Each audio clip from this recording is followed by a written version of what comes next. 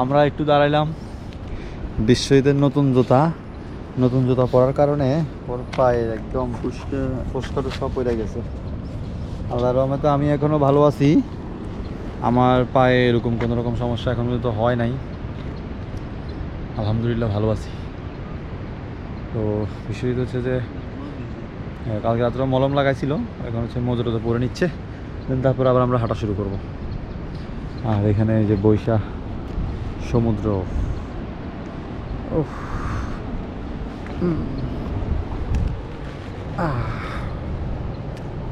এই যে সমুদ্রর পাশ মজা বলতেছে, এই জন্য আমি একটু রেস্ট করে নিচ্ছি। মেরিন ড্রাইভে হাঁটলে সুন্দর সুন্দর জিনিস তো উপভোগ করতে পারবেন, কিন্তু সমস্যা হচ্ছে যখন রোদ ওঠে তখন ছায়া নাই, কারণ মেরিন ড্রাইভের দুই পাশে তেমন একটা গাছ নাই যে আপনি ছায়া পাবেন। ওই জন্য রোদটা উঠলে একটু কষ্টটা বেশি লাগে। এমনি এখন এই যে সকাল থেকে হাঁটতেছি 5:15 থেকে, রোদ নাই তেমন একটা, কারণ এখনও সূর্য ওই যে পাহাড়ের এখানে বা মেঘে ঢাকা। গতকালকে রাতে কক্সবাজার বৃষ্টি হয়েছে, মানে টেকনাফ আমরা যেখানে ছিলাম রাধারছড়া, ওইখানে বৃষ্টি হয়েছে।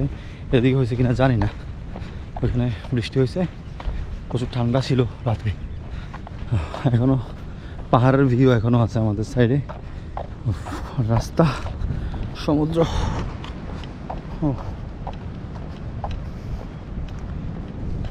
প্ল্যান হচ্ছে যে সূর্য না উঠতে উঠতে যতটুকু আগানো যায় আগাই যাব, এরপর দরকার হলে আধা ঘন্টা রেস্ট করে দেন আবার সামনে দিয়ে আবার।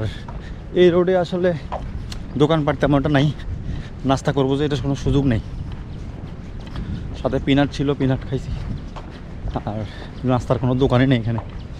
দেখি সামনে পাইলে নাস্তা করে নিব।